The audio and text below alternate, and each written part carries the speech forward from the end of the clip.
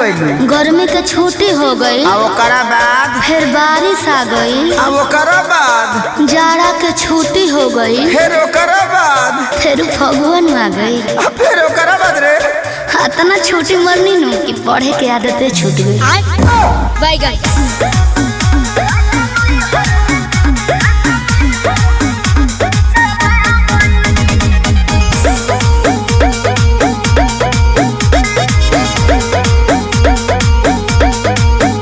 अरे तहरा पढ़ाई के नइखे कोनो जोड़ हो, बोले लू तो इंग्लिश के तूर देलू गोड़ हो। मैं तो बताई मैं नहीं हूँ हाई फाई।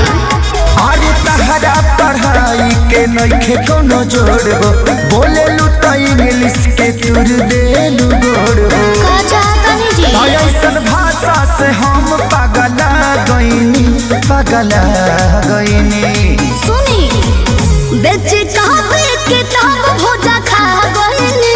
राजा नहीं हर में राजा नहीं हर में कोहम चाबा गईनी।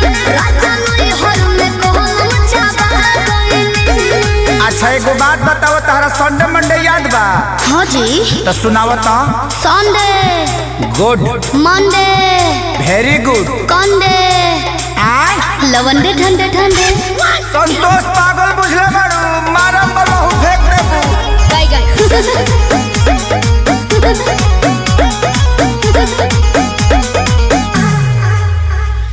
अनपढ़ के तू ताला गेलू एजेंसी, रह तू पढ़ल होइते आशा में वैकेंसी।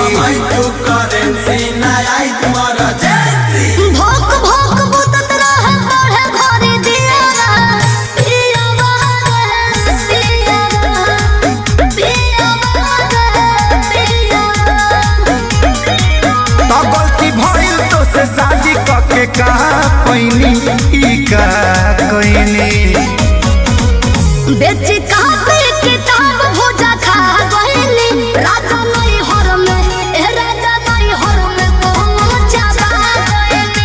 राजा नहीं हर में कोहम चाबा गईली। बाप रे बाप, लागत कि अब हम डिप्रेशन में चल जाए।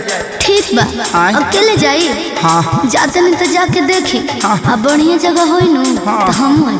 अब वही जे हनीमून मनावल जी डिप्रेशन में घूम घाम के आ चले जाए का। अब ते सफा संतोषवा बना देबे। का भाई कुछ गलती हो गल का? ना ना ना, तू आ गलती। Music by Arya Sharma.